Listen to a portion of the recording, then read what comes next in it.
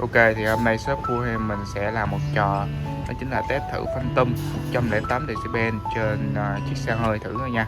Xe hơi 7 chỗ. Ok. Ok. Giờ sẽ test thử thôi nha. Thử đây, bể kiến. Rồi.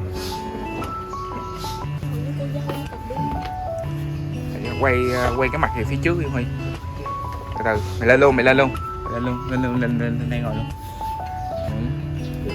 Đó. Rồi, để vô Huy. Nặng không mày? Cầm 30 chai nặng lắm. Rồi 100 chai. Rồi đẩy lên luôn. Đẩy lên phía trước luôn á. Rồi, lên nữa. Lên luôn cho cái chân nó nằm. Rồi, lên. Đó. Coi chừng, cái thọc cái chân xuống nó rớt. Không có bằng lắm. Rồi. Mày thử mình lắc thử.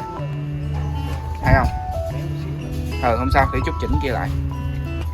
Rồi coi mày lắc cái lo coi rớt không? Hay kìa mày. Chêm thêm không anh? Cái gì chim ta? Chim vô. Chút đánh hồi sắp mặt luôn.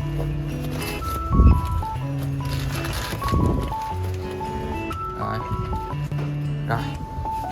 Ok, giờ sẽ cắm điện vô thử nha mọi người. Nâng giá trị của xe lên nè.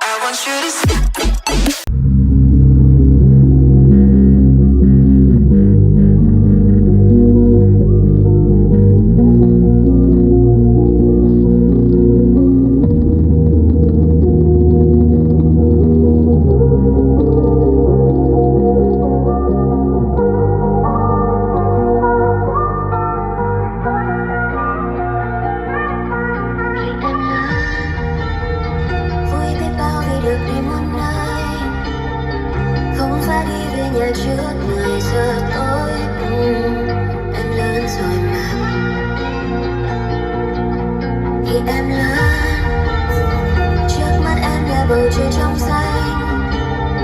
Em cứ vô tư chạy đi thật nhanh, có biết rằng để em lớn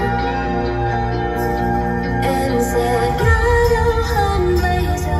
Đời đâu giống đôi thằng thơ, em hiện ra thế gian ai cũng làm ngờ. Có với ai bây giờ vì sẽ chẳng có ai lắng nghe điều, không có ai muốn nghe em được